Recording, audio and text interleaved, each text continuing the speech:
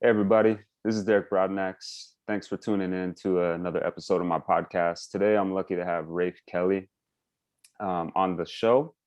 And there's a few reasons why I wanted to have Rafe on the show. So Rafe, he is a husband, he's a father, he's the founder of Evolve Move Play, which is a cool organization, a very cool concept. And I just want to read you a little bit of his philosophy in terms of what they do from his website, and it involves play. So children and animals intuitively use play to learn and grow. Trees, cliffs, and rocks will become your playground. Classmates will become playmates.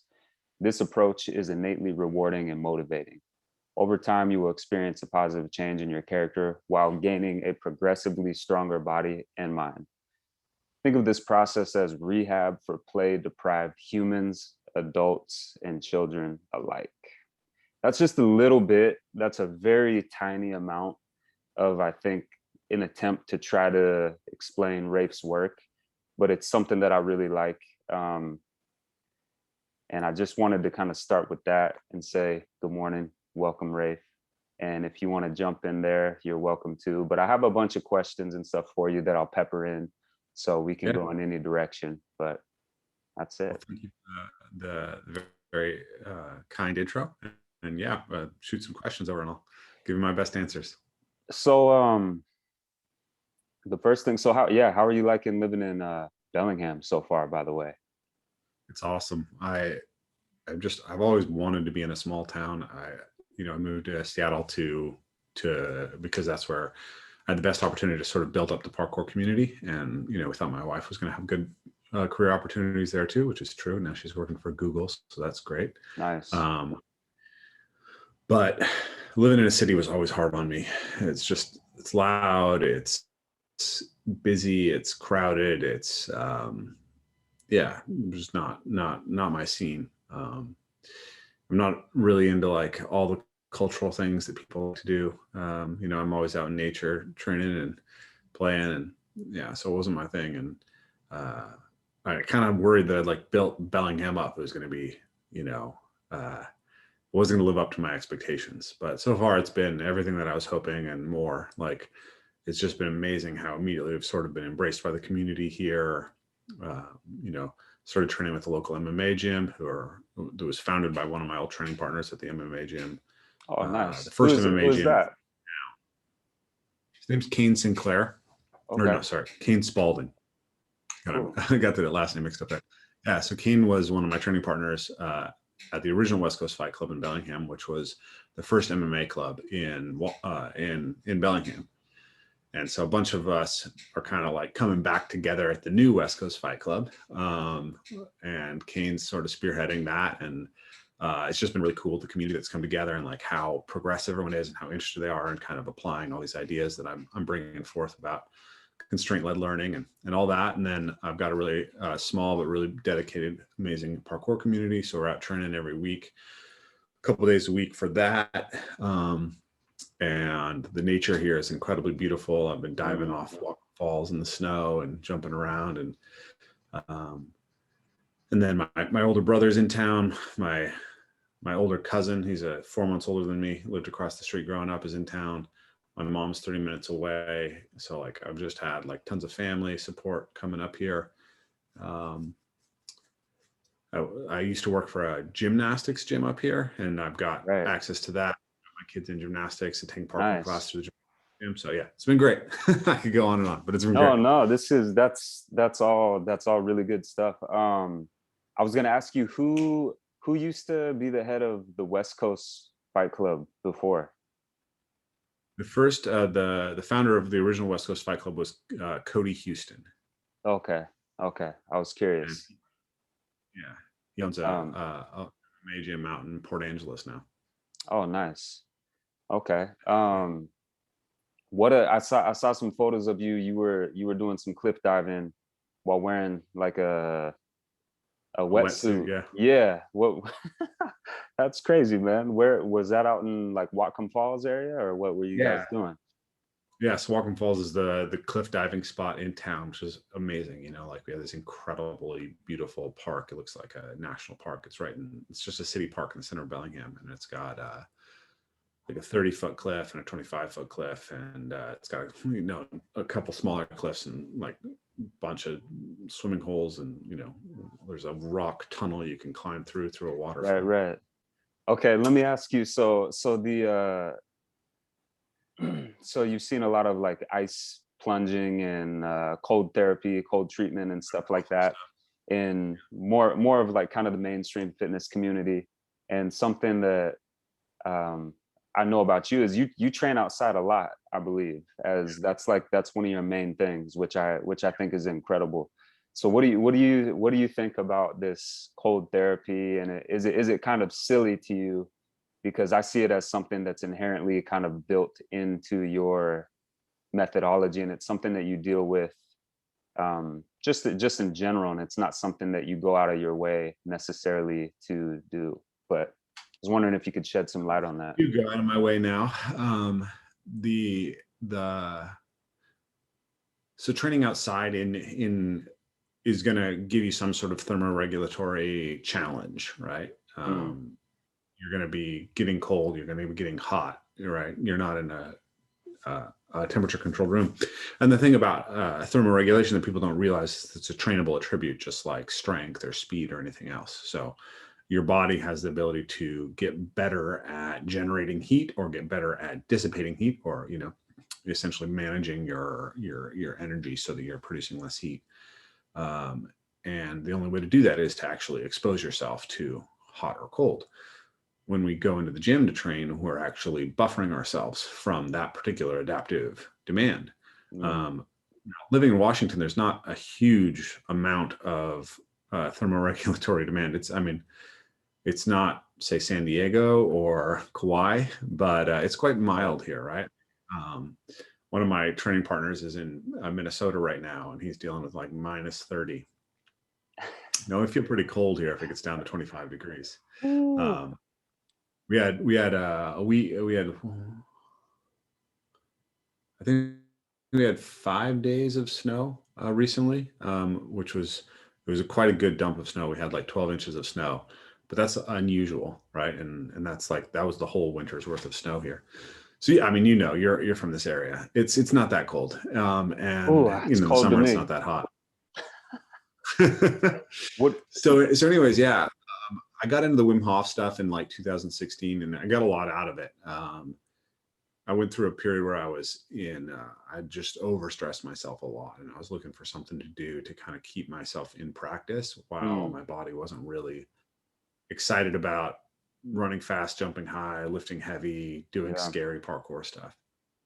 And I found it is quite an interesting trigger for flow states and for mood elevation and like meditative things, especially when you do it with breath work.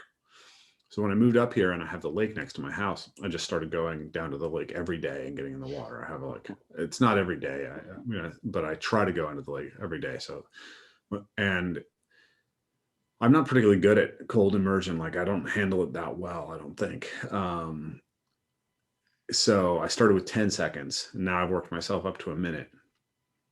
So, yesterday I was in the water for a minute, the day before, and then before that had been 3 days off. And so when I got in the water 2 days ago, like at 30 seconds, I was panicking. I was just not having fun at all. It was horrible.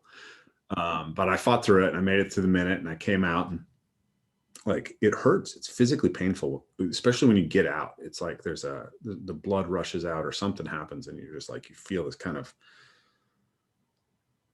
pain through your body, for me anyways. But I find my moods really good after that.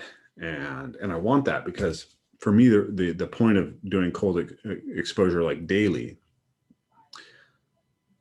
part of it's just that it's a stimulus that you would have in an evolutionary environment, or at least someone from Northern Europe like myself would have. But the other part of it is that I want the freedom to be in cold water, right? Like I don't want to not be able to swim because it's cold. I don't want to not be able to jump off falls because it's cold. In the summertime, I'm going to go canyoneering, and like I'm going to be in really cold water, and I want to be conditioned to handling the cold water so that I can, not wear a wetsuit or wear a less thick wetsuit, so that I have better, mobility and can move better. So that's why it's important to me.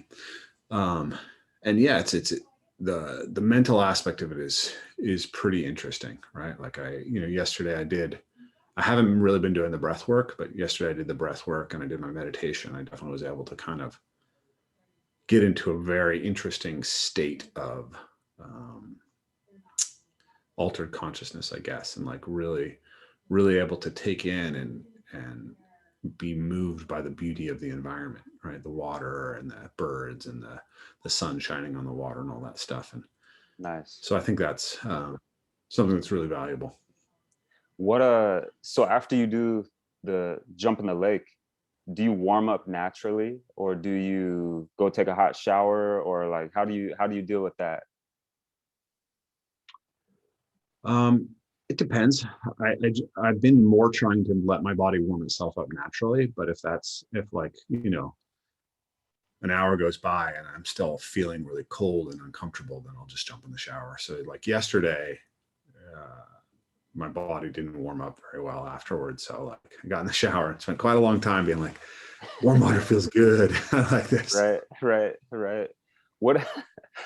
So that, a thing I see a huge emphasis on the cold exposure, but I don't necessarily see people seeking like heat. Do you have an opinion on why? It's a perception, right? I don't know that it's a fact, but it seems that people are more interested in exposing themselves to cold more than maybe learning how to deal with heat, because I think they both, like you said, they both have their extremes, yeah. And heat can feel really, really tough to deal with, right? It really slows you down. Where I think maybe cold will encourage you to move in a way. True. I Get hate lazy being when you're in the heat. I hate being cold. Like I'm not good in the cold at all. But it's actually like for Hawaii, it's cold right now. Like I'm wearing socks right now. But but that's me. But what do you think about the heat exposure and the value in that? Um Yeah, I what do you think I say? think that on social media, you see a lot more people in ice baths Mm-hmm. because it's going to generate more attention than them being in a sauna, Right, right? right. Um, and probably more people are doing it for that same reason, because it's socially reinforced. But I think, smart athletes are very aware of the health benefits of saunas, right? So I don't have access to a sauna. Yeah. So I'm not doing that right now. But in the summer at Return to the Source, our big summer seminar, my dad has this beautiful wood-fired sauna that he's constructed out in the Mm, woods.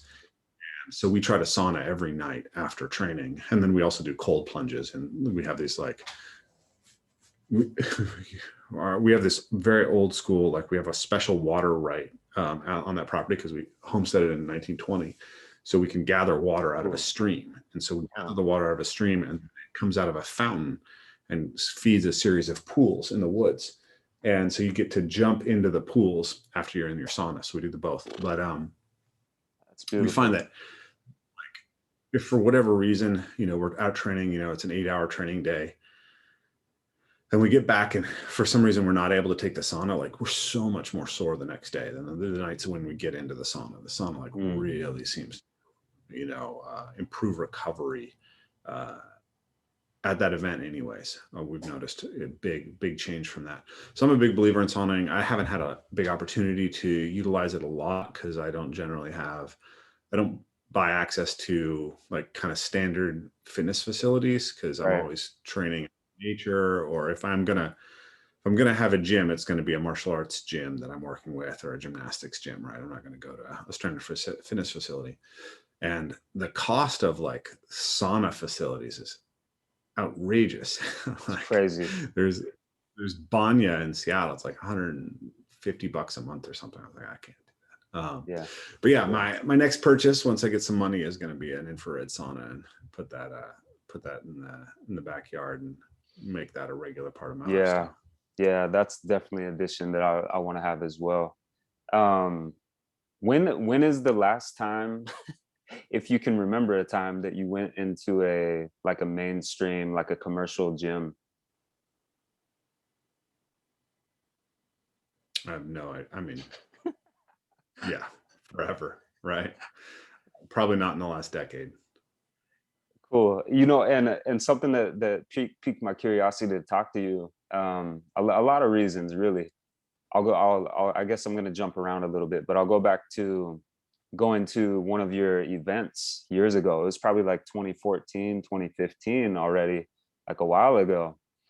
Yeah, Um, I and remember the event. we went down to, I can't believe I can't remember the park. Do you remember which park that was? This was the indoor outdoor one in Yeah, March in yeah, Washington. yeah. This was a crazy event. It was a really different event than a lot of my events, so I remember it Okay, well. We were working with Tacoma Strength and Conditioning, that's right. also Tacoma, and so we did half of the seminar indoors with them because it was raining and terrible, right? That's And right. then we Yeah. half the seminar at Point Defiance Park. Point Defiance. Um, Yeah. Okay. it was all right. I think it was all right at the beginning of the day. So we had like a good session at the beginning of the day, but like the second half of the day, the rain started coming down on us hard and it was cold. That's right. Uh, Yeah. it was quite an intense experience. Yeah. Well, yeah, that's funny because I didn't remember all those details, but yeah, you're right. It did get cold and terrible, but I remember like because when I was a kid, I played outside a lot, and it was like Mhm. we after school we played all day, rain, sun, everything, and we got muddy, we got dirty, we did all that, and I found myself kind of reminiscing while I was at your course because it was just fun. It had that element where it's like, what the hell are we doing out here? I'm like, we could be inside, but we're out there getting cold. And Yeah. me, I've spent most of my career inside of climate controlled, fitness facilities and very comfortable for the most part. So it was a really nice shakeup. But one of my favorite thing that stands out about you that I think of that I immediately associate with you is the roughhousing concept and play. And I was just like, it's just blown away because, and I love your resource, by the way, that's on your website for games. That's really Games useful. guy. But just like the simple thing of like playing tag, like shoulder tag or something like that is such a cool game.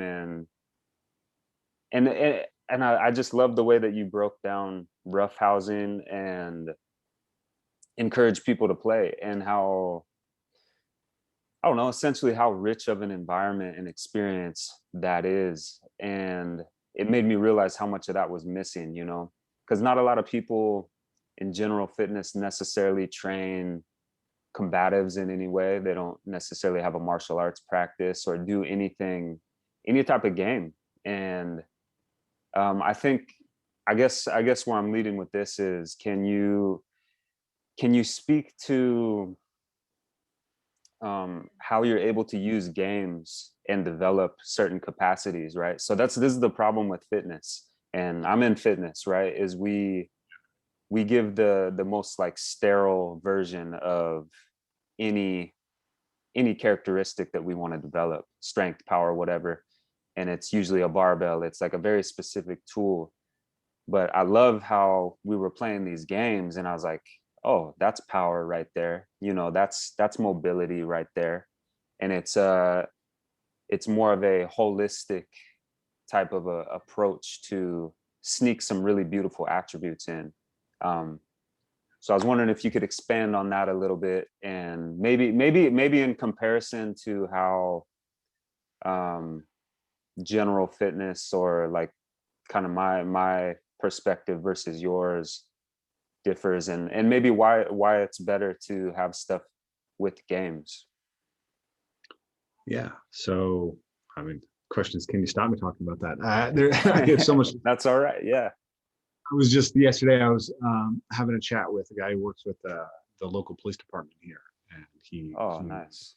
some of my material to try to get police officers into doing hand-to-hand training. Apparently, it's actually it's a big problem that police officers don't have high-level hand-to-hand training ability, and that's an issue, right? If you don't know how to put your hands on somebody, if you don't have the confidence, if you don't have the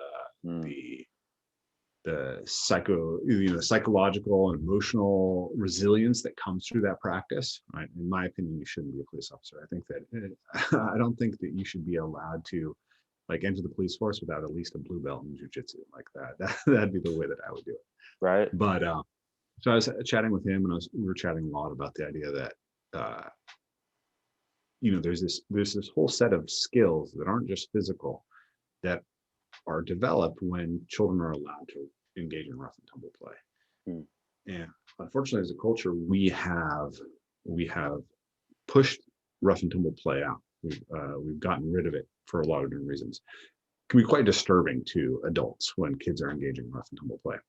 It's loud. It's potentially destructive. You don't want it happening around the nice china, and it's highly motivating for kids. Kids would really, really like to do it, so they don't want to do other things once they can do that, right? If you've ever played with a kid and started throwing them in the air, they will just ask for more and more and more until your arms are just absolutely destroyed, right? So there's the way that we've crafted our culture, in some ways, it's made it not a very conducive environment for children to engage in this. And then we have this fear of violence in our culture, which is legitimate reason for that. But the reality is that violence is part of our nature. So you may want to, you need to control it, and you need to channel it, and you need to be able to prevent its negative expressions. But if you deny it, if you shut it down, if you make it taboo, you're blinding yourself to part of who you are, right? My friend Rory Miller says that we are in the same place with violence now that we were in the 1950s with sex, right? It's maybe sex is something that should really happen in monogamous relationships, and should always be a man and woman, whatever that ideal is. The reality is that there's a lot more going on underneath the hood, right?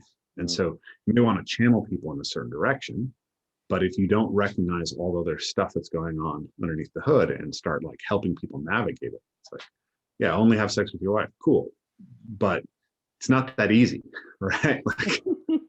You might want to have some guidance, right? Just shame doesn't work that well. You might be right. Okay, well, here's the shit that's going to happen to you in your life. You're going to find other women attractive. That's going to happen, right? And so that's an analogy for violence, right? It's you're going to want to hit someone someday in your life, right? You're going to feel anger. You're going to want to destroy things. So how do you actually develop the emotional regulation to deal with that? Right? How do you learn confidence in your body, right? How do you become a courageous human being?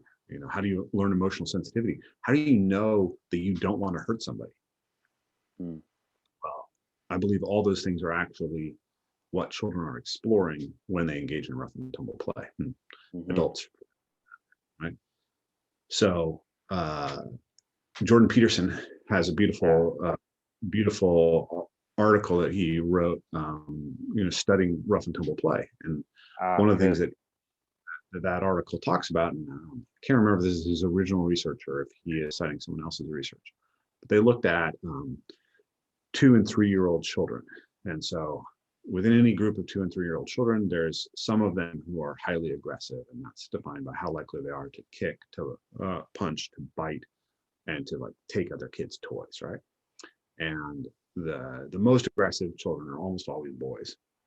And what they found was that the most powerful intervention to actually get those children to learn to regulate their aggression was actually to allow them to engage in rough and tumble play. Right? So it turns out that rough and tumble play isn't just sort of training the physical skills of violence. It's actually training it's teaching your body how it moves and what it's like to feel pain. And, so you're kinesthetically mapping your body, but you're also mapping another human being, and you're noticing how they respond. And you have this extremely strong intrinsic drive to be able to sustain play. And when you hurt people, they don't want to play with you. Mm-hmm.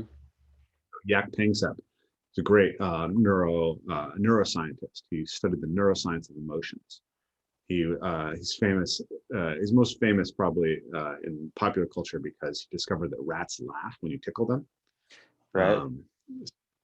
So if you have to record them at a hypersonic level, but then you can slow it down to what a human can hear, and you can hear them giggle when you tickle them with an eraser. But he studied rough and tumble play in rats. There's a whole chapter in his book on emotion about rough and tumble play. And he found that, first of all, they're highly motivated to do it. Secondly, there's an entire reward circuitry in the brain that's distinct from other reward circuitry. So if you look at the way that a rat's brain lights up when it's allowed to engage in rough and tumble play, it's not the same as if it's, say, given a nice piece of food or access to sex, or it wins and becomes dominant in a situation. These other rewarding things are not the same as rough and tumble play. So evolution thought rough and tumble play was sufficiently important that it designed an entire neural reward circuit in your brain around it. And he would take rats and juvenile rats and let them play, and he would have one rat be 10% bigger than the other rat. So the way rats engage in rough and tumble play, and this is something you see really repeatedly throughout the animal kingdom, is they actually pin each other. So they will wrestle and then try to hold the other one's shoulders down on the ground. You see almost culturally universally in human cultures, there's a form of wrestling that involves pinning the other person on the ground. Mm-hmm. So this is what they do. So you let the two little rats play, and the rat that's 10% bigger will get the first pin every time. 10% is big enough for juvenile rats that animal has a permanent advantage. So then the next time that if you let them play again, the smaller rat will now invite the bigger rat to play. Right? There's a dominance relation. Mm-hmm. But here's what gets interesting.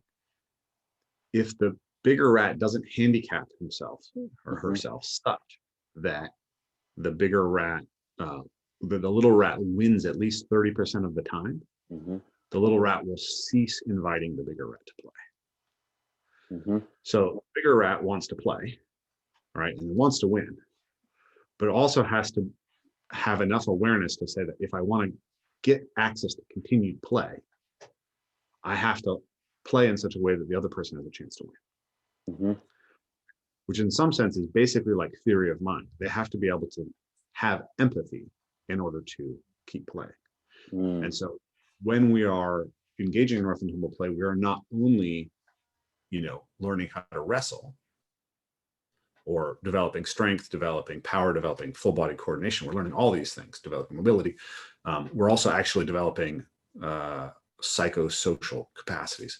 Another thing that's been discovered is that play is highly associated with behavioral flexibility. So animals that are not allowed to play can often engage in sort of the basics of their survival behavior. So a cat doesn't need to be allowed to play to stalk and pound something.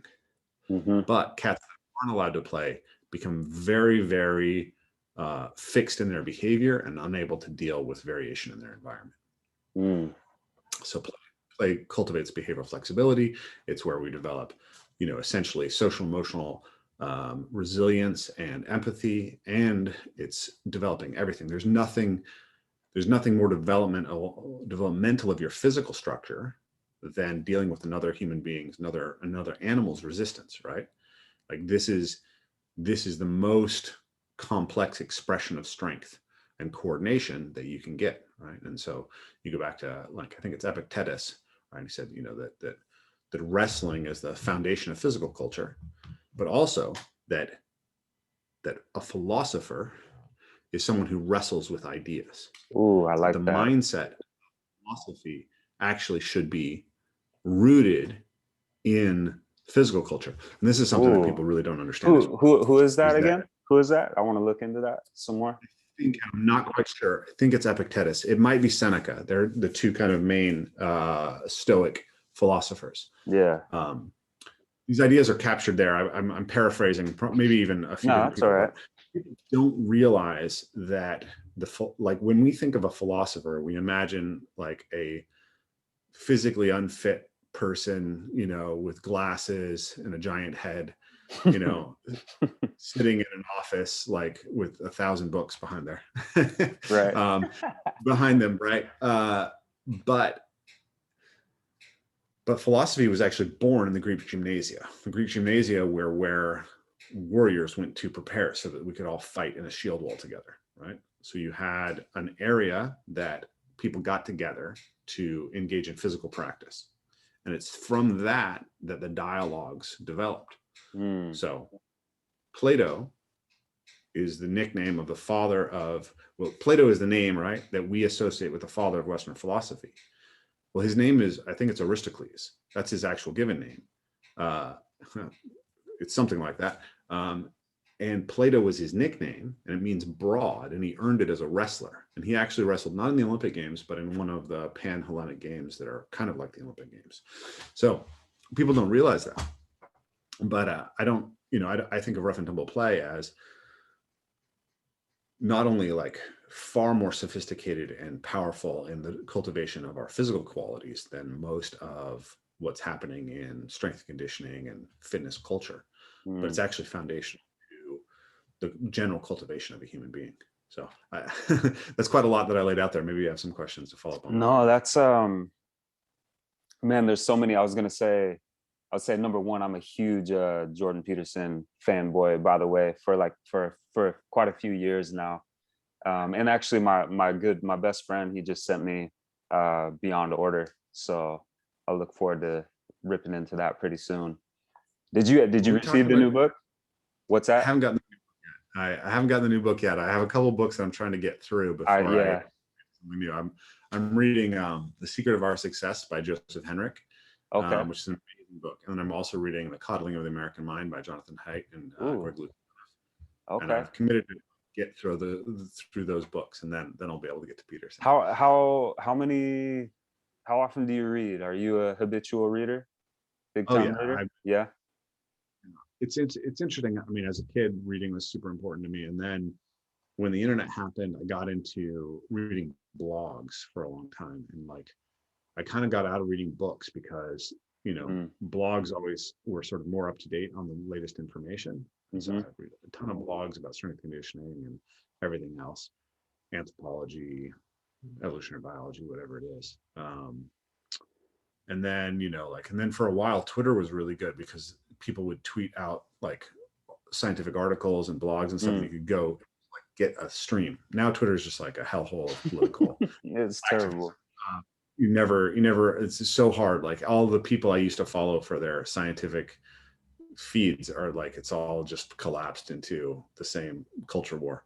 But yeah, at a certain point, like someone was asking me like what books you've been reading recently, and I hadn't read anything that wasn't like science fiction literature. And I was like, I need to get back. So I like really made it I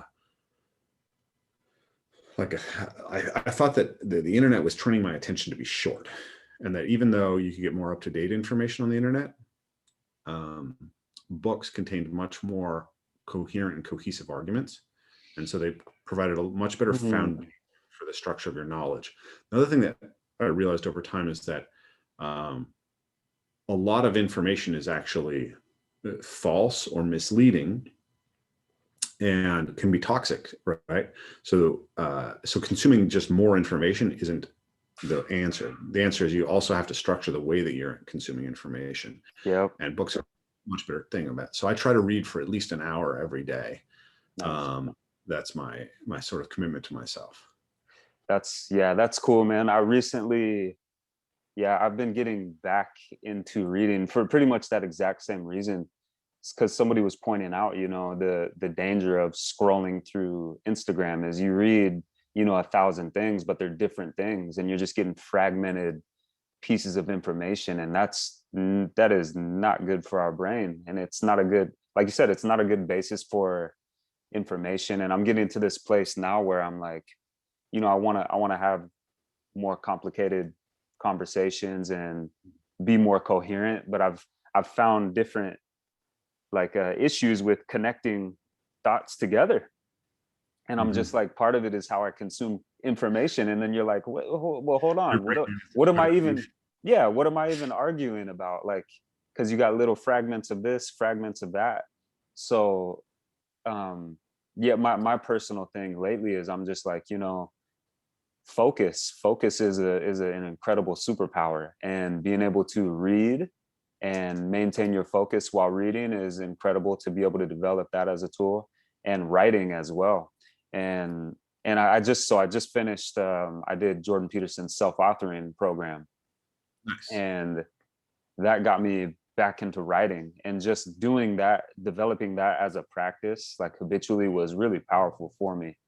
And yeah, it's made me realize some things that I need to work on. But yeah, reading and writing, it's so fundamental, it's so obvious, it's such a great practice. And like Jordan Peterson, he talks about being able to articulate yourself in the world is an incredibly powerful thing. And that's one thing that writing can do. If you can write and articulate yourself, that's incredible.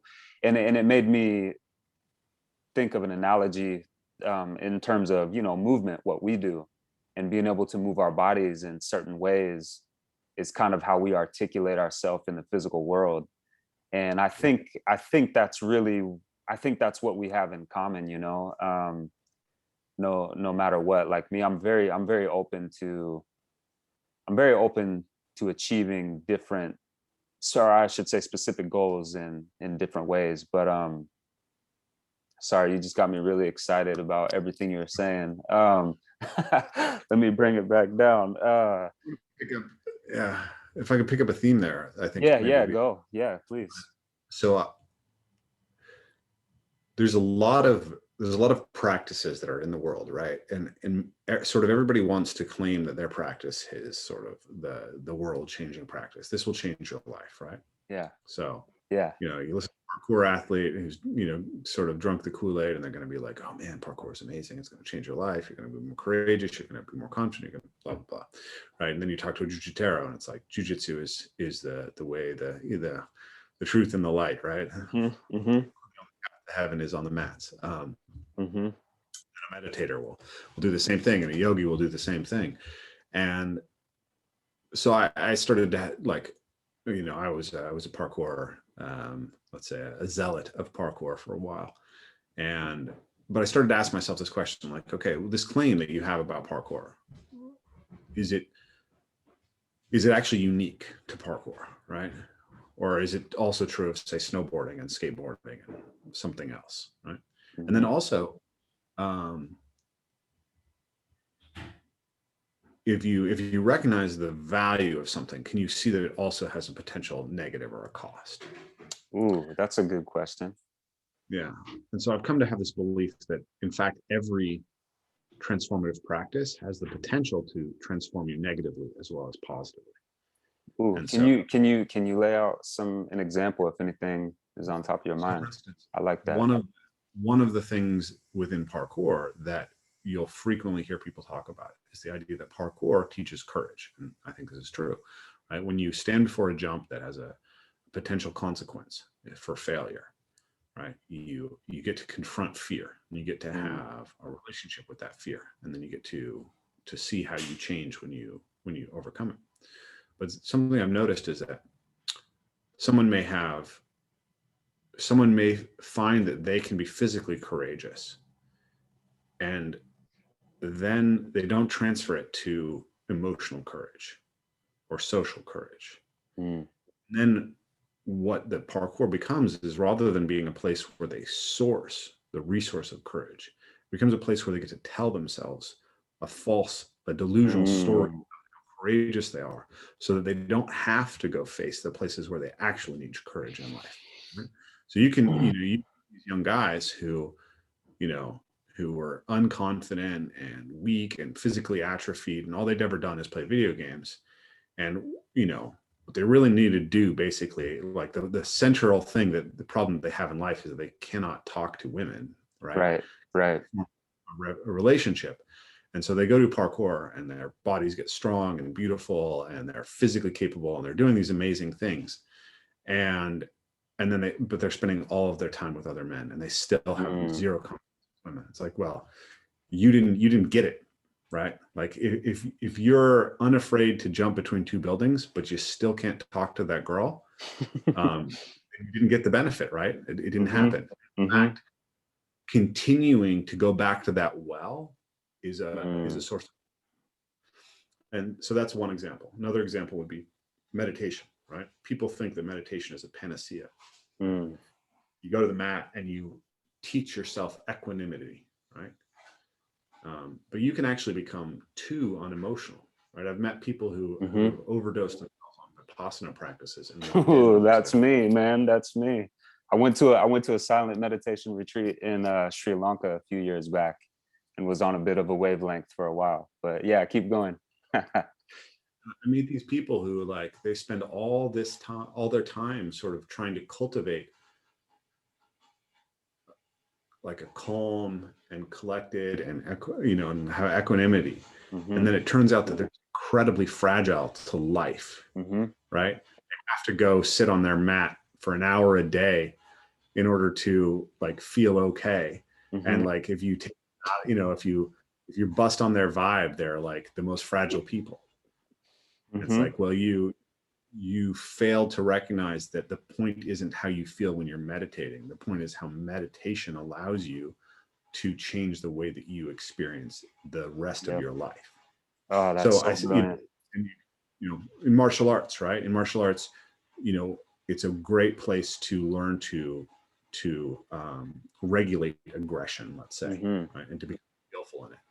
But it can also be a place where you get to play dominance games and get to hurt people, right? And get to sort of allow the dark side of yourself to grow. And like martial arts is really clear. Like you can walk, like if you know martial arts, like you can walk into a gym and like know right away, like are these guys on the dark side or on the light side of the force, right? Yeah, definitely. You don't want to spend a lot of time around the people of the dark side. They may be skillful, they may be able to teach you things, but they'll sacrifice you in a heartbeat. Yeah, and they will. Oh, right? Man. So, right. Let me interject real quick. I've dabbled in martial arts just a little bit. So I boxed for a little bit after high school, which was a long time ago. And I practiced BJJ when I went to Western, so in Bellingham, and I went to a school off campus. I don't remember what it was. It was a great place. It was a Gracie Baja gym.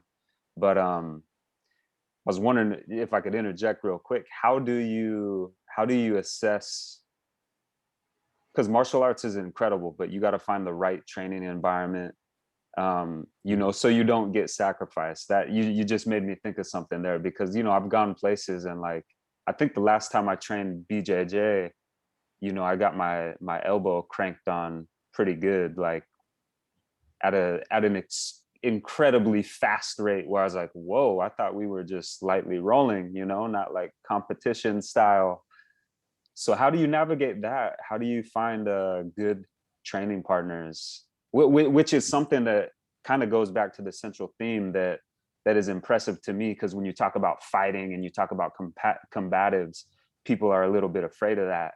But I think your approach is brilliant, is you kind of show people, you do a good way of showing people like, yeah, this could go, to a very high, intense level, but you can also, you can still play with these ideas at a very safe level, but you're still fighting in essence. Yeah. I mean, for me, there's a continuity between contact improvisation, which can be airy and fairy and wooey and soft, and like true self-defense, where you're potentially ripping your eyes out because you're communicating with another body through force, right? Even if I'm just like putting my finger on you and gently moving you and you're reading my aura, right? Or even if I'm not even touching you and I'm just moving my hand into your space, I'm using the force potential of my body to give you a communication, right? And so that continuity, I think that we've mapped how to play at different levels probably better than anybody else, where we've really honed that in and recognized that there's different benefits to it, right? Like you may come in and like, a lot of people think they're training for self-defense, and they're not at all. They're training for some other benefits, but they tell themselves they're learning to fight. It's like, it's fine to do it. Like you can do your beautiful Sistema Aikido, like flowy shit, right? And it can be wonderful for your body. It can be wonderful for your connection with the other person. And you can get all these great stuff out of it, but you're not learning to fight, right? You're not. I'm sorry. And so just know what you're doing, right? And if you want to learn to fight, do the stuff that will actually teach you to fight. And then if you want to do that in a way that's not going to get you hurt, and know how to scale it up progressively. And that's fundamentally what I think that we're discovering and inventing a way to kind of bring that, to close those gaps in a much more tight and clear way. So to go back to the idea of how do you find the right school, I have a general rule for anyone seeking a coach or a teacher or a community of practice. Good framework. The basic thing is that for someone or some group of people to help you transform yourself positively, the most important characteristic that they have to have is they have to actually care about your transformation. So the central role of a teacher is to provide care, right? I have to show up emotionally and want you to progress. That's number one. Number two is I have to understand how to help you progress. That is not that useful to you if the care isn't there first. And people really don't realize this. So many coaches in the industry focus entirely on increasing their understanding of how to improve something without focusing on how do I actually grow myself as a human being such that I show up for each student in the place that actually fosters their growth. Because my emotional leadership is more powerful in almost always than my understanding of programming, right? Then three, they have to be able to communicate effectively to you. They have to have charisma and effective communication skills, because I can know exactly what your body needs to do. But if I say it in a way that doesn't communicate to you and doesn't get you to organize in the way that you're doing, it's not useful to you, right? If I can't provide a sufficiently profound example or a profound sort of pull to bring you into the behavior that you're trying to look for, then it's also not useful to you, right? So let's say that you're somebody who maybe needs to lose weight, right?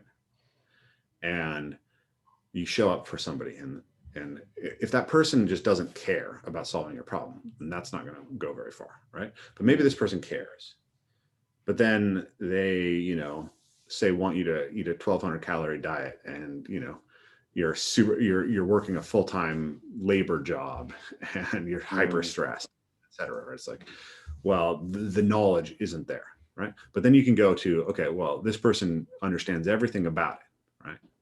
But they actually have to be able to behave in such a way and to speak to you in such a way and to communicate to you in such a way that it actually creates compliance, right?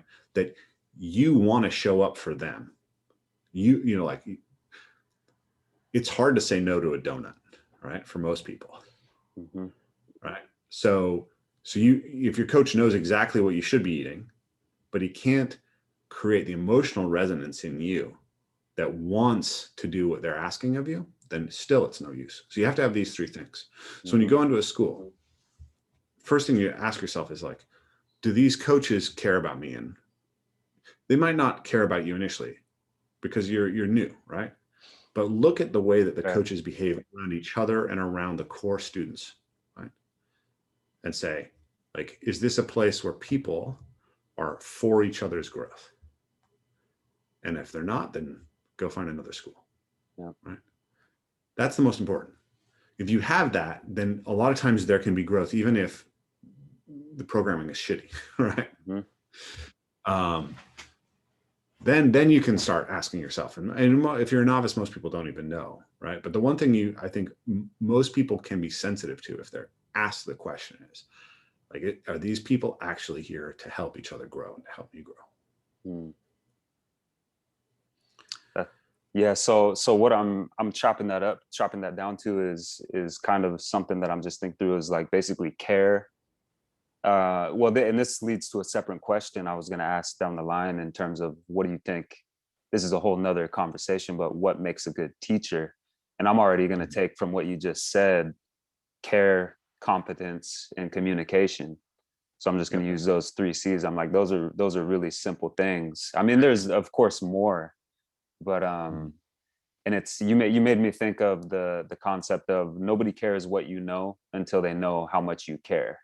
I've heard that, it's a cliche thing that's said a lot, but it really is true. And it's something that I've analyzed at times with different clients that I've had over the years. I'm just like, why am I able to work with these people? Sometimes I'm analyzing when I have a lot of like high net worth clients, and they could have a trainer every hour of the day in perpetuity for the rest of their lives. And I'm like, so why do they choose me? And I just came to a thing. I'm like, because they like me and they trust me. That's it. That's it. Because the competence it is what it is. I mean, I would like to chalk it up to just that, but I'm like, no, it's just because they like me and they trust me, and that comes from me giving a damn about what they're trying to do. More so. But so I would say that unfortunately success in the industry is driven more by charisma than by anything else. I agree. Yeah, you said that, and I was like, I totally agree with that. Yeah. Right. You can sell a line of shit if you sell it with a smile, right? Pretty and you speak well. You may be the dumbest person on earth when it comes to programming, and it doesn't matter. And unfortunately, a lot of times it doesn't matter if you're even abusive to people. Sometimes abusive and non-caring things can actually create need in people in a way, right? I think of this as the Stockholm syndrome approach to coaching, right? So like, if we have this, this propensity to the sunk cost fallacy, right? So you go in and somebody makes you absolutely miserable, right? Just your body hurts, you're doing all this stuff. It's every time you go on a train, it's just the worst experience you've gone through, right? Absolute drudgery. And then they beat you up emotionally while you do it, right? So at the end of that, like you get to ask this question, like, was it worth it? Like, did I grow, or am I a sucker? Right. And so often people are gonna avoid recognizing that they were a sucker, and they're gonna say, like, oh, that was life-changing, that was amazing, right? And so unfortunately, the dark side of being a coach is that you can use abusive tactics to create dependency in clients. Oh, it's and if you're nasty, people will line up to be abused. And if you know how to introduce it sequentially enough, right? Start with a little bit of charm, it's like pickup artistry, right? Yeah. You have to know how to neg people correctly, but my belief is that pickup artistry doesn't lead to good relationships. Right. Right. Having real communication skills does. And I also think that that this type of approach to coaching can make you very wealthy. But for some reason, what pops into my mind is the old song "Satisfied Mind," right? Ooh, what is it? I don't know it. Some people tell me, if I had his money, I would do things my way. But people don't realize is it's so hard to find one rich man in 10 with a satisfied mind. So you can do that shit and you might make bank, but you're not going to make a satisfied mind. What I feel like we might be on the same wavelength. I'm just curious what comes to mind if you have any examples of what you're speaking of in the industry. You don't have to say anything because I understand how it is, but I can think of a few folks, and okay. I think I'll probably run into some of the same people. Yeah. I really want to get into that. If people really want to know, and they can send me a message and say like, hey man, who do I don't want to avoid? But I'm not here to start a war. Yeah, no, it's all good. It's yeah, it's funny finding like good teachers and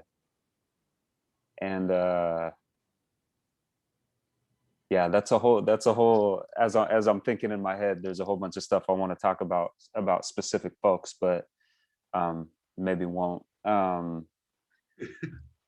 I mean, I'll answer any question. Generally, I didn't answer that question, Well, but you, well, well, I don't. I was gonna say I do know where we met. We met. I'll jump into it. I don't care. I don't care. Life is short. This will be out there permanently, forever and ever. But I don't care. Yeah, exactly. But we met at Movement X, if you remember. I think that was in 2013, and Yeah. it was Johnny and Odelia. They were teaching, and I will still say that was one of the most. And also Martina was there. Martina Chubb. So Philip's wife, she was there. Did you know that? Because I know you guys just spoke like a couple weeks ago Yeah, or something. I had a. I didn't realize she was at that Yeah, same she one. was there. She was there. Yeah. But anyway, like that was my first experience with the Ito stuff, and I still consider him kind of a giant in the space, and maybe possibly for some of the negatives that you just mentioned, but in terms of the way that I thought about, you know, movement, what the hell is movement, is basically kind of the joke, I think, right now, or for years, but coming from a trainer's perspective. But it got me thinking about a lot of things, and probably the most important thing is, I believe, what those guys do is they are really good teachers in terms of competence and congruency of just like, this is the information, and presenting it in a really digestible way. And yeah, that's where we met, and it led me to try a lot of really cool stuff. Like it led me to, I mean, it essentially led me to your work. It led me to try some like adult gymnastics. It led me to start developing like a dance practice, which I went towards like Latin dances and stuff like that. And probably it led me to work with the GMB folks for a few years, and led me to a lot of really beautiful things. But yeah, quite an interesting So community. yeah, I guess we'll just be open with it. Ito is definitely one of the people that I think about when I think about, you know, people who are abusing the dark side of coaching. Yeah. You know, I think they're cult-like about movement culture. I hesitate to sort of just say that out loud, partially because it's not the only thing that's true about Ito and his students. He's brilliant, man. He still is. Like I said, my defense is, I'm like, I know you have stories, we all have stories, but I'm like, dude, to be around the guy is pretty incredible, and the way that he really does live his work, like in terms of moving. But yeah. So I mean, I think love learning from him. I say sometimes that Ito is like the most fruitful person for me to disagree with, right? Like he's so charismatic and he's so knowledgeable that the way that he frames things, it makes it very easy to if I can see through the way that he's framed thing, it's like a lens that adds an immense clarity to it, right? So you know, the classic one, just an example of that is in the London Real documentary, right? Yeah. He's standing there and he says, "What kind of muscles you have, bro? No, what kind of patterns?" Right? I just laugh because that's still not it, right? I don't care what kind of patterns you have. Like karatekas have great patterns. They can't fight, right? Sure. The point of a mover is not to have great patterns. The point of being a mover is to be able to solve movement solutions, right? So we need to, that's why rough and tumble play and parkour and these other things are central to my method, because it's about producing adaptable movement problem solvers. It's not about who has the prettiest pattern that they can demonstrate on Instagram. And, you know, my stereotype of movement culture is that it's mostly about producing pretty patterns. And I think that's, it's always, you can always get into generalizations, right? And I've seen Ido pick up some of the same stuff that I'm talking about, right? He's sure. He's an incredibly deep thinker who's sourcing lots of stuff, the same kind of constraints-led literature that I'm looking into, the neurobiology, evolutionary stuff. He's done the Steve Morris stuff, managed to piss him off pretty good. He's been involved. You have to explain on that. I'm not familiar with that. If you can, I'm not all the behind the scenes talk here. No, you don't have to. Steve Morris is a martial artist. He's a fascinating character. He came up, I think his dad was a hand-to-hand instructor in the British military. He was trained. Is this the guy you like, can you spend like 4 hours with minimum or something like that? I don't know. I looked into it. But he did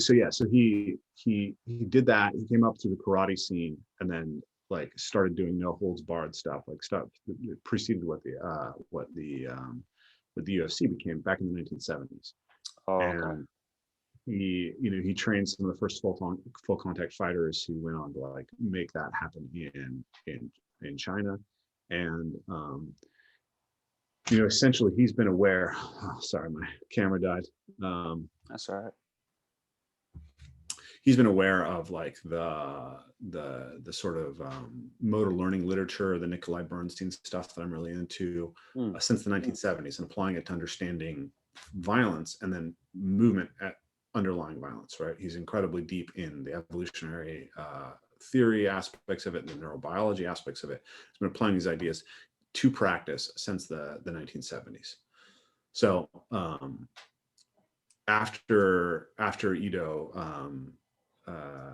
trained with Connor before the Nate Diaz fight, he wanted to bone up and understand the martial arts world better, and he sought out Steve, who's an incredible source of insight. Like, I mean, you could spend years just sort of trying to really grok the things that Steve's grokked, and then Steve's very Steve feels like a lot of people have stolen from him in the industry. Has not gotten a lot of recognition because he's too sort of far on the edge, and so he's very, very protective of his material. And Ido went and taught Connor drills that he learned from Steve, and it was captured on ESPN, and so Steve saw it.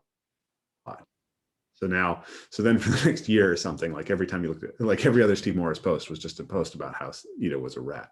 So that's the behind baseball's story, behind the numbers story for you guys. But so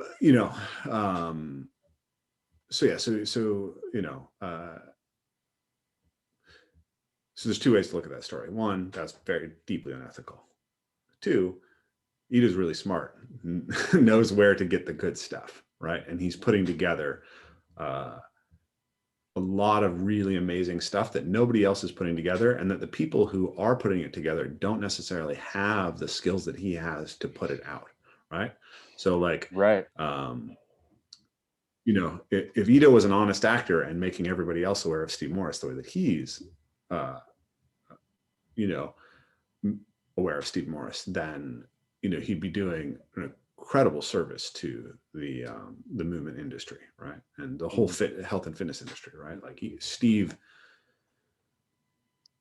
work could I think could have massive impact on people preparing, NFL athletes and NBA athletes. What's Steve's last name? Everybody. Morris, Morris. Okay, I have to look him up.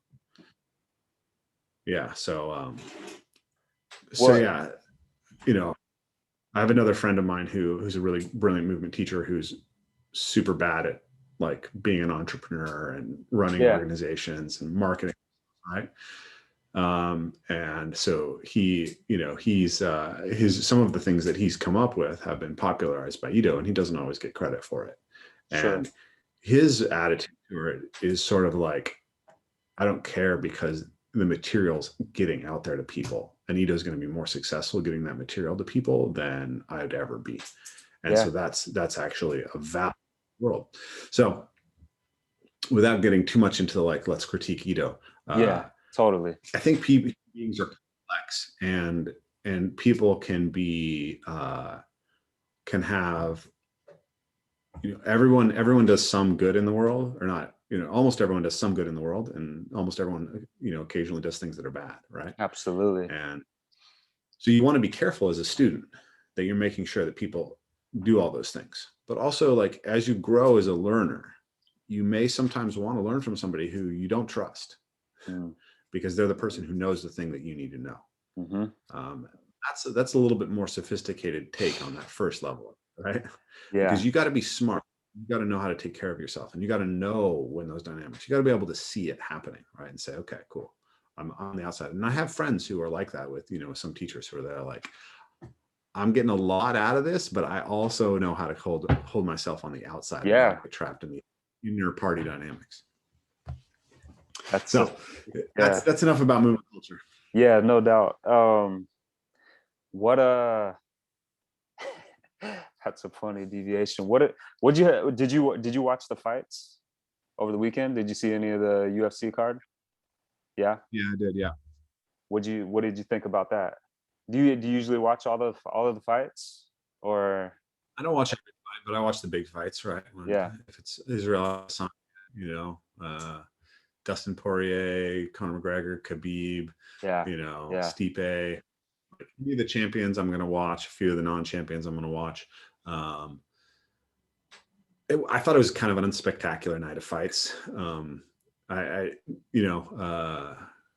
I'm not really interested in watching Amanda Nunes fight, because Amanda Nunes is just so much better than everybody else. Way better. It's like, I mean, you don't want to watch a one-on-one game of like a high school player and Michael Jordan at his prime, right? Like, that's not going to make it interesting.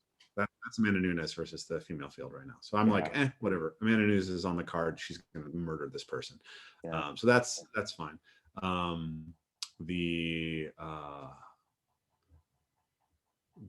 was it? The Thiago Santos Rakic fight seemed like on paper it was going to be super interesting. It wasn't. Not at all. The Aljamain Sterling Peter Yan fight was banger. That was going to be like fight of the year type candidate. Like, that was awesome, and then ends in a disqualification. That's no fun. And then the Izzy Yan fight, just, you know, they're both trying to counterpunch, and you know, styles make fights. And, you know, when you get a Paulo Costa, you get amazing as Izzy, right? When you don't have Paulo Costa, you get, you know, you don't get that kind of fight. And so it was interesting as a technical battle. It wasn't that great to watch. And I felt the same about the Casey Kenny Dominic Cruz fight, which is the other fight that I was super interested in, because I love to watch Dominic Cruz's footwork. And it just never quite popped, right? So yeah, generally that's my take on the card. Is you never know, man. Some cards you're like, and then it's just banger up and down the card, and then sometimes you're like, oh my god, this is going to be the best group of fights, and it's like, nah. So this is more of a nah. That is how it added up. What were you able to have your Return to the Source event last year? We did, yeah. So we offered a refund to everyone who didn't feel comfortable. We had we also asked people to be willing to hold the value with us till a future year, which a bunch of people did, which is nice, because that would have been to us otherwise. But yeah, we refunded about $24,000 in retreats, which was fun. And then the group of people who were willing to come, we asked them all to get tested.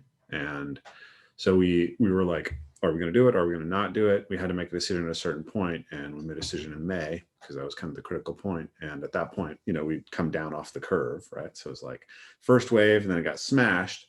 And so we were like, yeah, we're going to do it. And then by the time that the event actually happened, the wave was cresting again.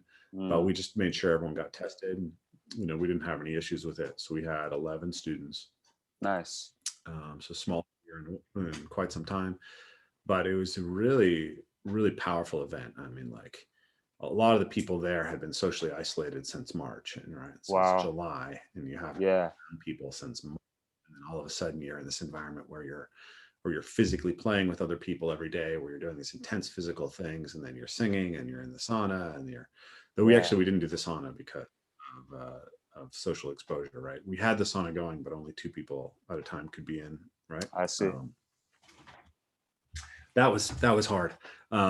But yeah, it was a really amazing event. Like, I think it was like one of the most emotional retreats that we've done, because people were just so starving for connection.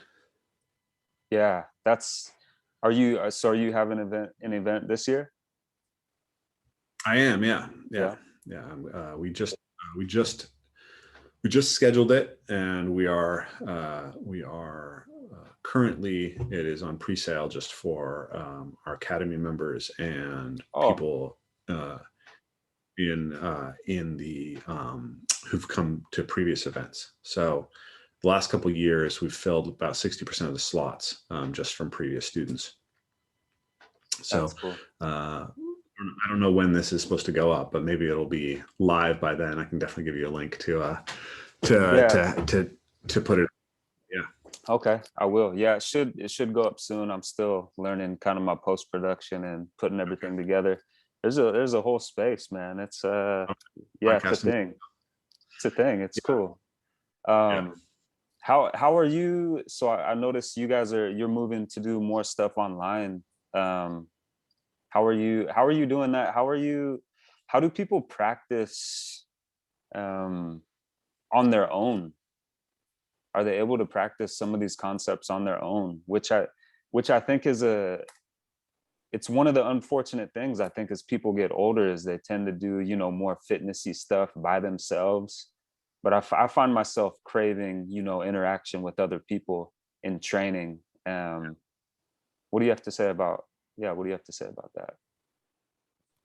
Yeah. There's a couple So questions we in have there. our Yeah. online academy. Yeah, yeah. We have an online academy now where all of our programs are available to anyone who signs up for the academy. Oh, And okay. then you can also buy programs like a la carte.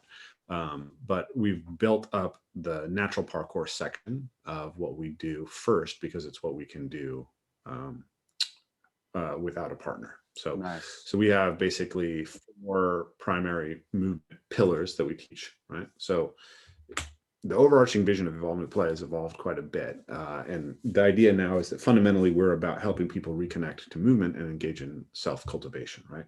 Mm, And so the fundamental idea is that to live a meaningful, fully realized human life, you need to recognize that you're a body and that you're in a body, right? mhm. And that you need to fully articulate this thing, just like you need to be able to articulate your thoughts by writing. You need to be able to articulate the capacities of your body, and that's fundamental to who we are. And in fact, we can't think without reference to the body.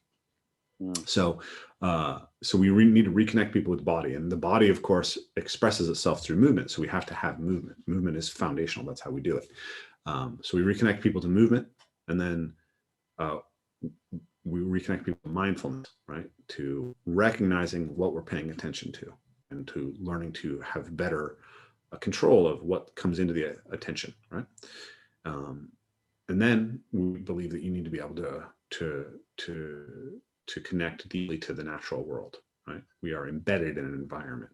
And then last, we really focus on community and how do we create community connection, right? So these are what we think are fundamentally meaningful aspects of human life. It's like, how do I relate to this thing that I am, its relationship to the external environment, its relationship to other people, and its relationship to this thing in my head that I call my mind.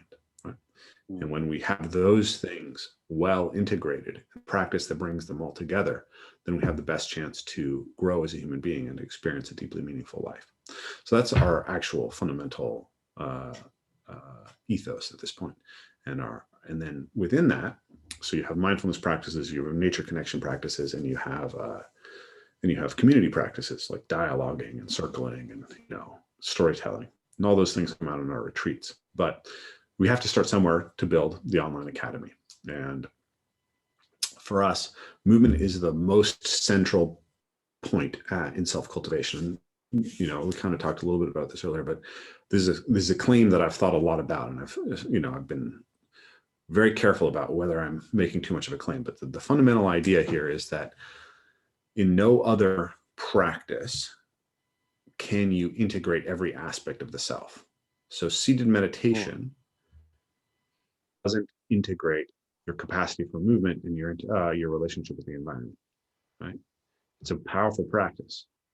It's a useful adjunct, but it's not central as far as we're concerned, right? The central thing is moving your body in relationship with the environment, objects, and other people.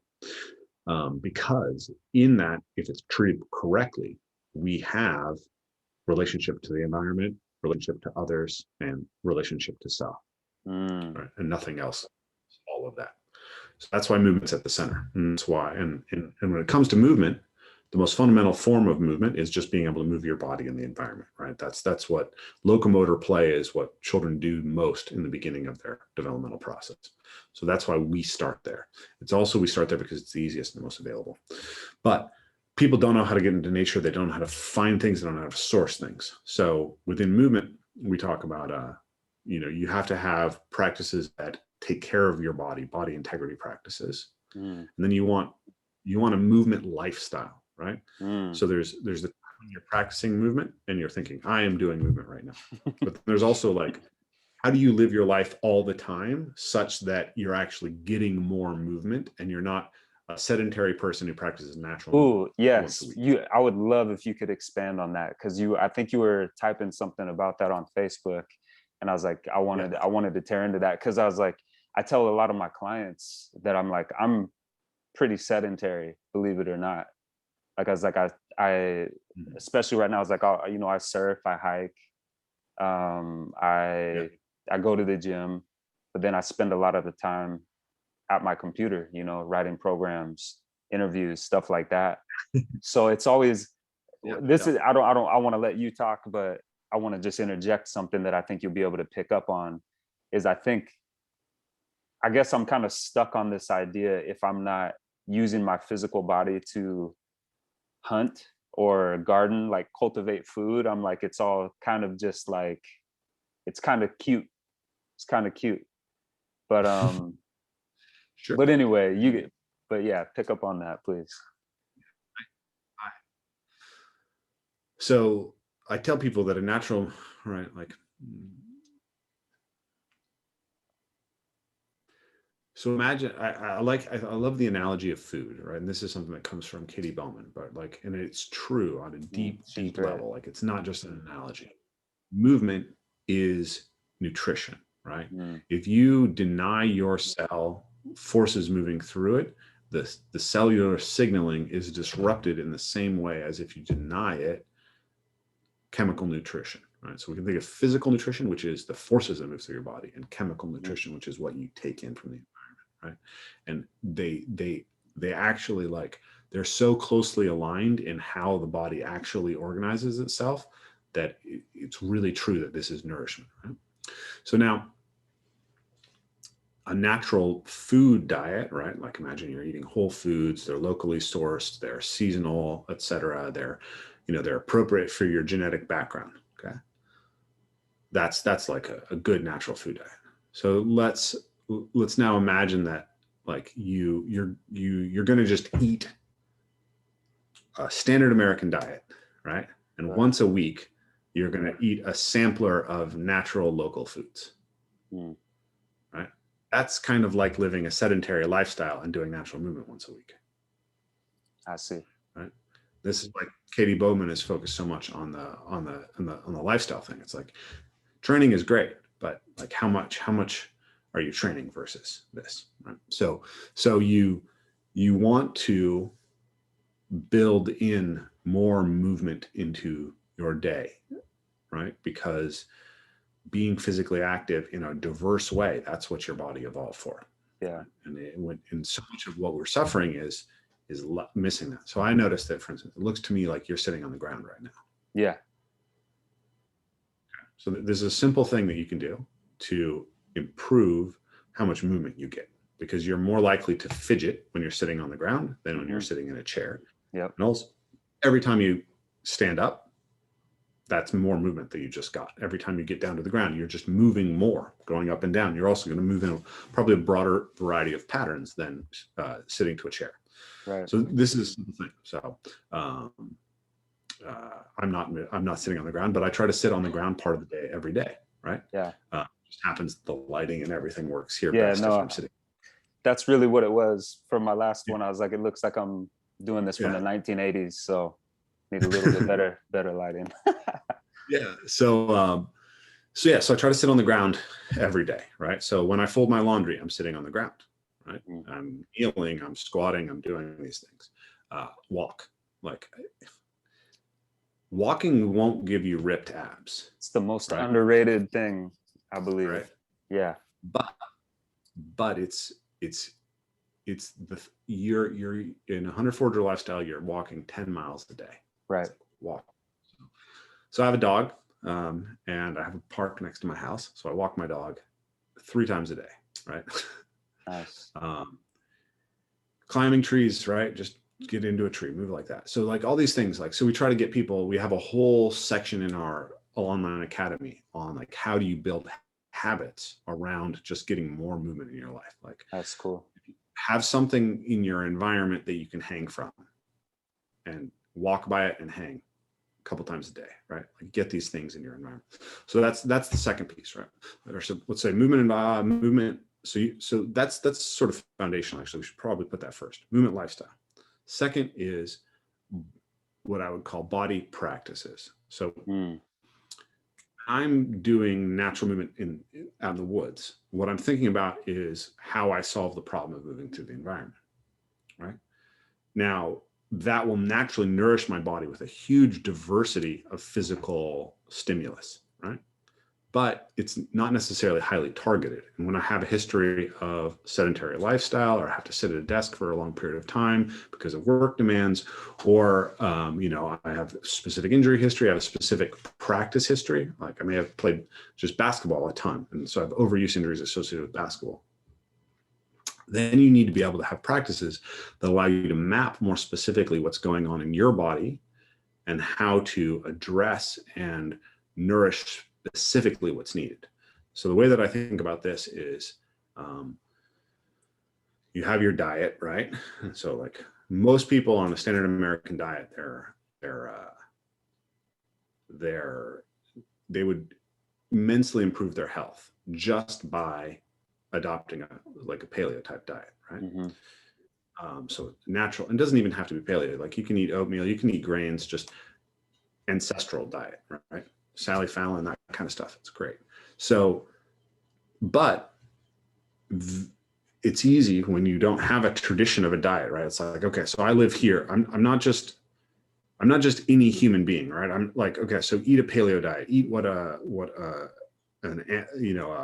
someone 7 million years ago would eat. It's like, that's vegetables and fruit and nuts and seeds and meat. Okay, cool. That's fine on one level, right? But like, the reality is that every traditional culture also is about the local ecology, right? And they have traditions that are built over I'm a light-skinned person, right? I'm a relatively dark-skinned person for where I live, right?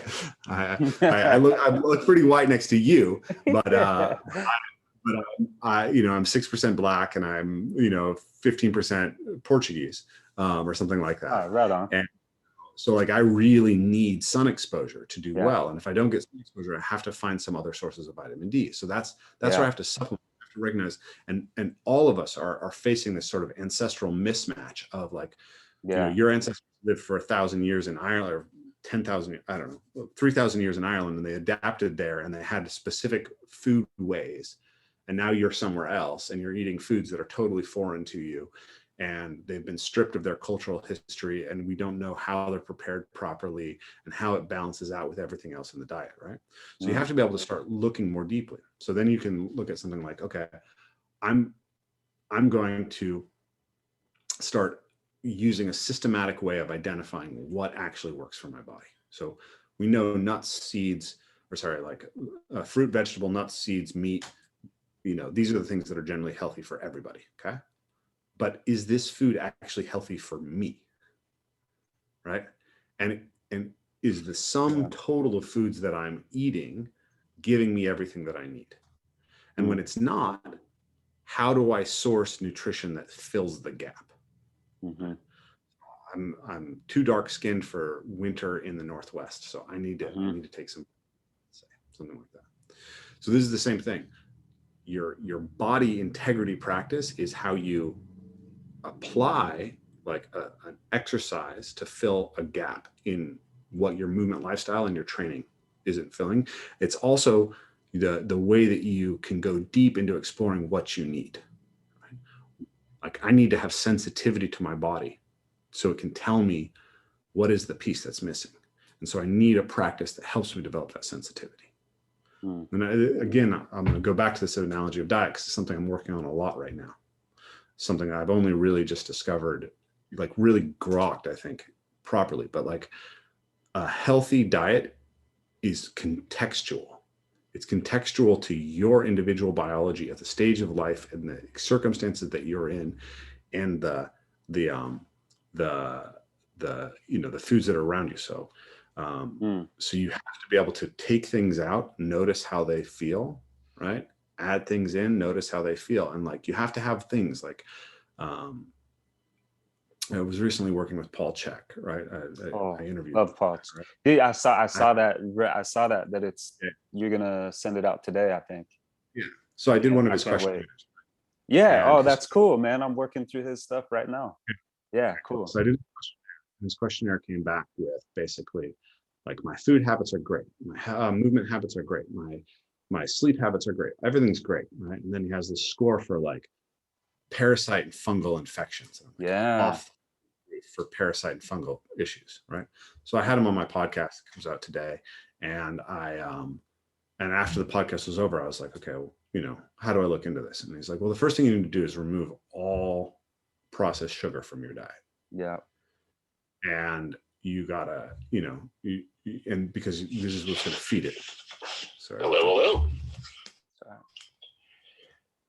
Sorry. It looks like, is there anyone else online, or am I? Apologies for that. No worries. Yeah, so you have to remove all processed sugars. Cool. So one thing I noticed was that if I didn't wash my hair every day, I would get dandruff. Right? I took all the sugars out of my diet, and I noticed I wasn't getting dandruff, and so then I just decided to not wash my hair and see how long I could go. So I ended up being able to go 10 days without applying shampoo to my hair or beard and not get dandruff. Right. So now that's an index of like my health. Right. Yeah. Yeah. Right. And it's been great. Like my hair looks awesome. Like the natural oils in my hair actually turn out to be the best thing for my hair. You got a thick head of hair, man. I do. Yeah. This is my mixed race grandfather's legacy.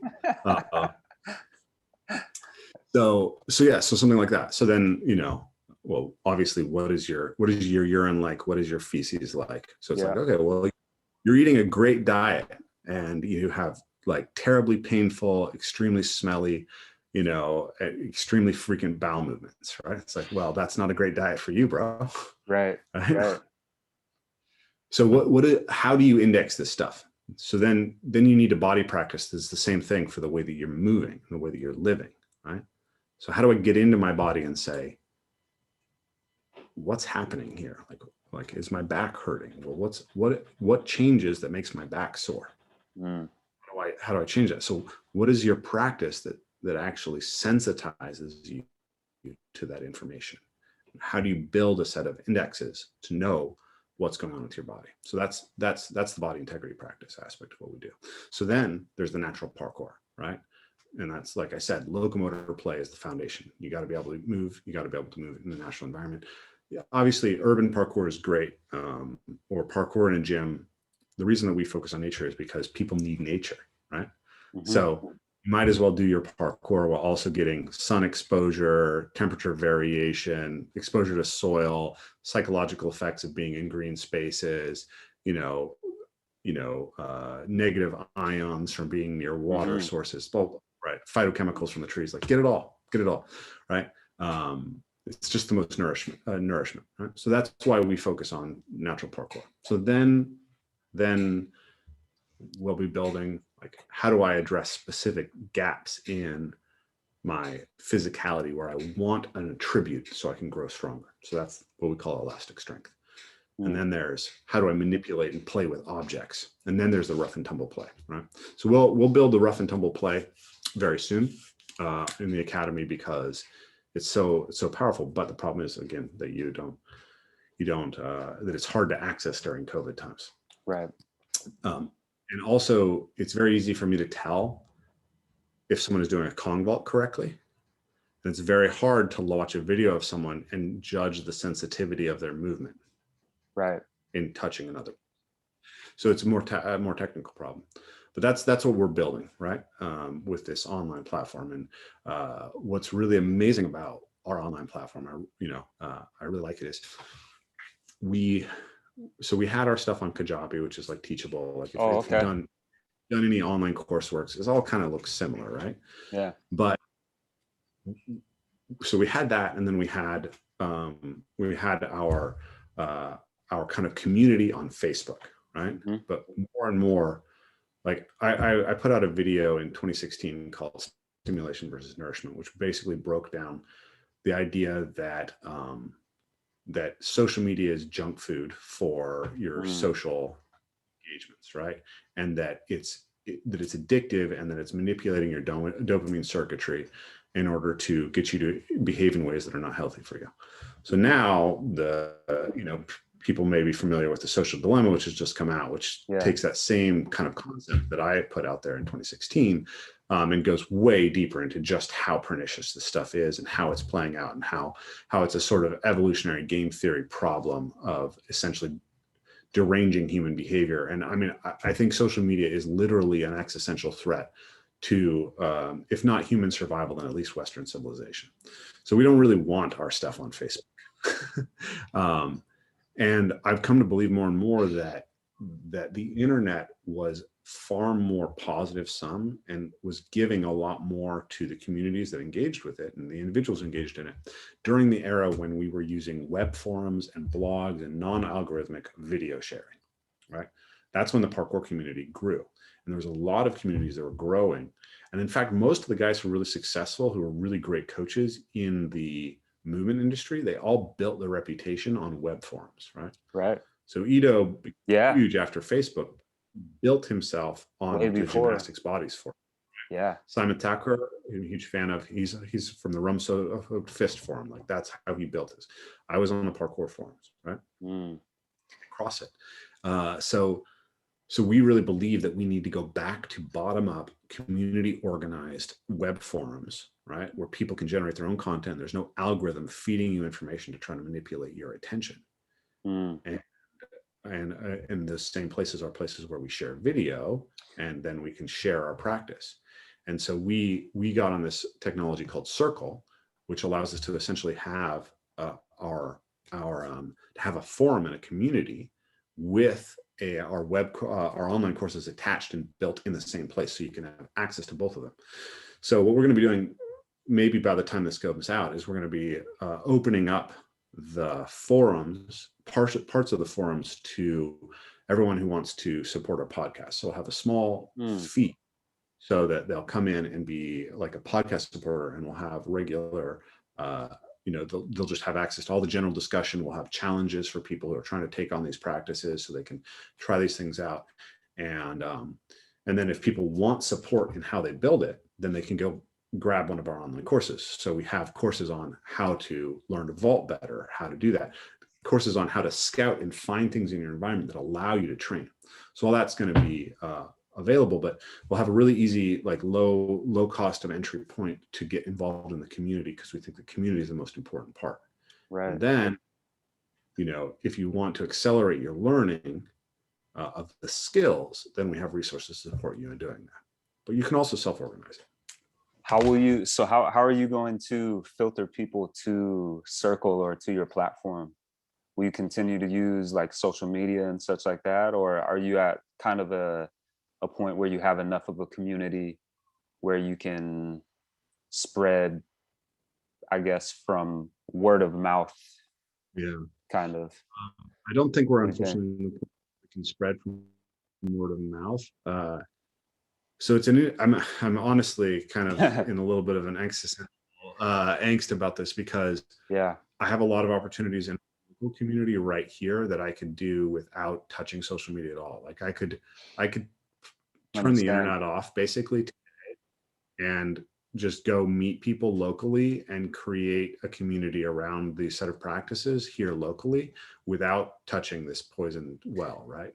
I Um, understand. but Yeah. we also have this community of people already online who are really deeply engaged and are extremely excited about it. And in order to make it really financially viable, we need to bring more people in to that online community.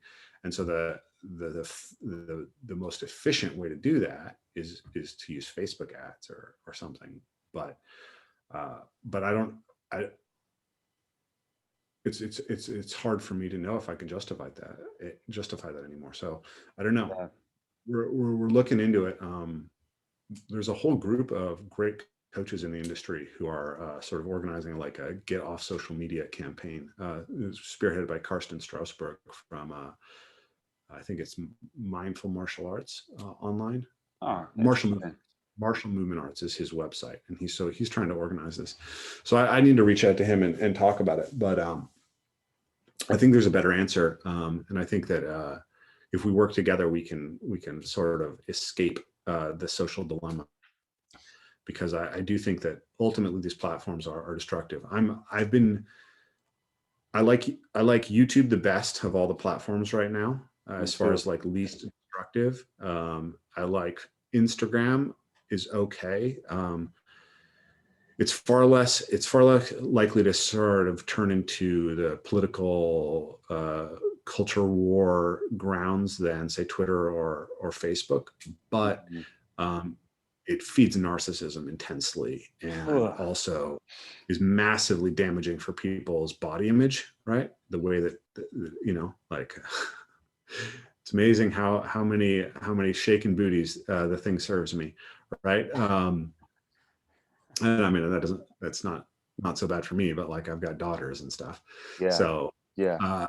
so I'm right now, I personally like kind of avoid Facebook. I'm trying to just stay away from that as much as possible. I'm still on Instagram.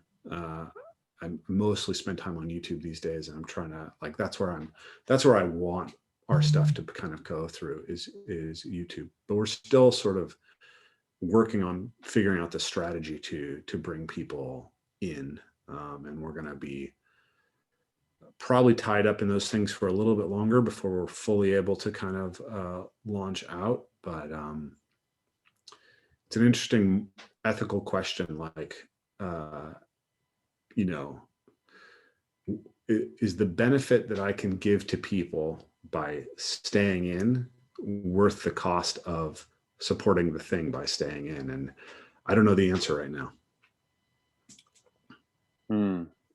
That's man, I'm gonna respect your time and just try and Yeah. keep a few more minutes, but I wanted to ask you about, as I see you, as you, how, yeah, I guess it's a very open-ended question, but how do you grapple with some of these questions as you've stepped more into like a leadership role in the community, and people are looking to you more and more for information? So how do you, Yeah. it's probably, tell me if I'm wrong, but it's probably something that at a certain point you kind of wish for, and then all of a sudden you find yourself in a certain position. How are you contending with that? Because that's kind of how it was. Because I'm like, all of a sudden I'm like, oh, I'm like, I remember a while ago I saw you posting about more some philosophical stuff, and I remember just chatting. I was like, man, I really like what you're talking about here. Like, I really Mm. love it. I was like, more of this stuff, and that was a couple years ago already. So, and Yeah. you did the embodiment conference last year, which was, you had a tremendous lineup on that. So anyway, just curious if you could speak on that for a few minutes. I think that I'm lucky in that I'm relatively like low anxiety by nature. Yeah. So I end up in leadership in a lot of groups, throughout my life, and it's because I'm naturally assertive and like I'm not easily bothered, right? So I feel pretty good about that, and I haven't gotten so famous that it's uncomfortable, right? I like to tell my kids that I'm like a Z level celebrity, right? There we go. There's this, Andy Warhol said that in the future, everyone will be famous for 15 minutes. And I think he got it wrong. In the future, everyone's famous to 15 people. There we go. Like Z-level celebrities weren't a thing 30 years ago, but social media has allowed like smaller and smaller niches of celebrity. But my niche is small enough that it's mostly not uncomfortable, or it hasn't been so far.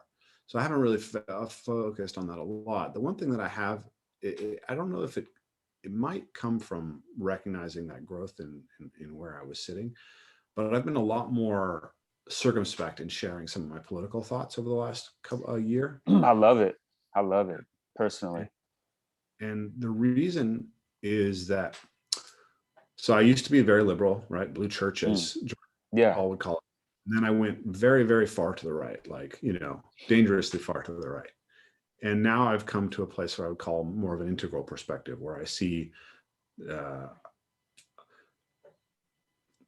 Eric Weinstein says that, right? Like a conservative is someone who believes that traditions contain information and it's hard to find solutions that work for human behavior. So I'm a conservative, right? A progressive is someone who believes that institutions tend to fall apart and not serve human needs and serve themselves, and that they always need to be updated. And so I'm a progressive, right? Liberals are people who believe that fundamentally, humans are best when they have as much freedom as possible to operate. And so I'm a liberal, right? But I also believe that we have to have some aspect of collectivism, because there's lots of solutions that the market doesn't create, and you have to have some sort of structure and hierarchy. So therefore I'm a statist, right? It's like, this is what I would call an integral perspective. It's like, you got to be able to articulate that there's real wisdom that drives all of these things, and then all of them have a dark side that you have to be aware of. And the way that I see the political sphere right now is that the dark side is rising on both, in both, right, or all camps, let's say. And so when I first became a conservative, it was like, I was just constantly surrounded by liberals, and it was like they didn't understand where people who were conservative were coming from. They couldn't humanize someone who's conservative. So I wanted to just say, like, look, I'm here, right? Like, me, like I understand these things, and I have all this information that I want you to know. And but the arguments that came out of it became really exhausting. Yeah. Right.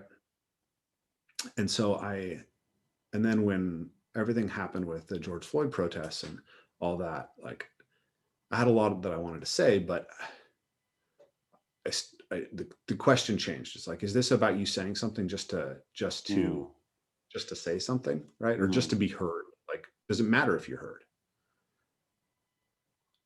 Like, are you actually going to cause a positive change? Like, so many people are just spouting the tribal slogans of their tribe, right? It's like, can you speak to people with enough love and enough intelligence, enough clarity that can actually lead them towards something good? Is that even possible on something like social media? And as somebody who is in a leadership position, could I be comfortable with what I was saying as sufficiently fulfilling the needs of actually doing that, right? It's like, it is true that, like, I have enough of a platform that it matters if I'm contributing in a way that's actually leading towards better sense making and better connection and better communication, or if I'm communicating in a way that's just fulfilling my own need to shout, at the heavens, my distaste for whatever is going on right now. Yeah. And I haven't solved that, right? I feel like I'm talking about it right now, and I feel like on podcasts and stuff, I can speak to it in a way that has enough nuance, and people can hear my voice and recognize the place that I'm coming from. Yeah. That we can touch on these topics a little bit. But yeah, I don't know that there's a way to do it, right? Probably goes back to the question of, is social media recoverable in a positive way? I don't know that there was a way to do it. And if there is a way to do it, I was increasingly convinced that I wasn't in possession of that way. So, well, man, I would say I think you're doing a good job, and I think this is probably one of the ways, is just like you said, just to kind of gently touch on some things, and probably in a format like this where you can get into the nuance and you can hear people's tone and see where they're coming from. But I love the stuff that you post, and it can be tricky to know if somebody's just talking to be inflammatory or not. But I think, as you want to know stuff, you want to, it all culminates into play, and and maybe throw in some little jabs, and some people appreciate that, some don't. But it's like we should all be figuring out kind of where we stand in the world, and I think that's a healthy thing. And it can be uncomfortable to do, but it should bring us to more peace, when we have some of this dialogue, physical or mental or otherwise. But hey, man, I want to thank you for your time. I know you have another appointment, so where can people best find you, and what do you have coming up? What can I plug for you in the comments section?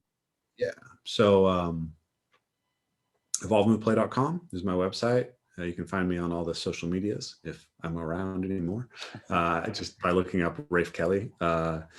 And we're really trying to orient around YouTube as a primary place of sort of delivering content, YouTube and the website. So everything that we create will be found on the website, so you can just find us there. And obviously, and we have a newsletter, right? So you can get access to everything that we do through our newsletter. So we can put that in the show notes and get people on that. That's the best way to stay up to date with what we're doing. What we've got coming up is we're going to be opening up the academy. So the academy has been closed. People have not been able to access the academy for the last little bit. But now with spring coming on, it's time to get people out into nature. So in the next few weeks, we will be getting people doing that. It's beginning of April, we'll have Return to the Source available for people if it's not sold out. And then we'll have the podcast memberships going available soon, where we're going to get everyone in the community who just wants to support what we're putting out and be part of the conversation. Awesome, man. Well, RafeKelley, everybody, thank you so much for your time again, my friend. It was good to catch up with you a little bit. And I'm looking forward to seeing your Paul Check interview as well. So I'll be checking that out when it comes out. Yeah, I'm going over right now to do live chat on the video. So all right, my man. Well, have a good day, Rafe, and I'll talk to you soon. Sounds good. Bye-bye.